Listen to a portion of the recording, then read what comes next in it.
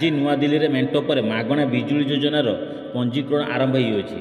भारतीय डाक विभाग यही पंजीकरण दायित्व बहन करिसेंति। जो घर मालिक तांको छात उपर सौर फलक खंजी शक्ति स्वावलंबी हेबाकु चाहिए से निकटस्थ डाकघर को जाई स्थानीय पोस्टमास्टर सह सहयोग नहीं पंजीकरण करें।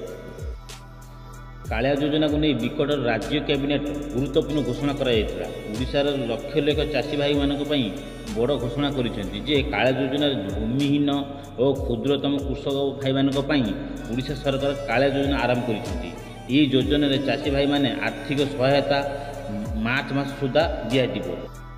आपण जदि ई-केवाईसी करना तो आपण नियरेस्ट सीएससी सेंटर जाकि ई-केवाईसी जल्दी करनी। पूर्व पेपर लामिनेट भोटर आईडी कार्ड मिलूला फल वर्षार उदा होकर नष्ट हो जाऊला। यहीपरी नष्ट हो जाता भोटर कार्ड को नहीं जदि आप भोटर केन्द्र को गले भोट दे पार न लोक मैंने एथिलागि आपण गोटे न्यू भोटर आईडी कार्ड आसी हूँ पीवीसी भोटर आईडी कार्ड। आपड़ जदि आपणकर जदि पीवीसी भोटर आईडी कार्ड ना तो आपड़ तुरंत सीएससी सेंटर जाकि गोटे नुआ PVC voter ID card apply करूँ। जदि भी आपण मोबाइल भी आपड़ चाहिए भी आपंकर आधार ओटी बेस देकी आप पीवीसी भोटर आईडी कार्ड भी एप्लाय करेंगे।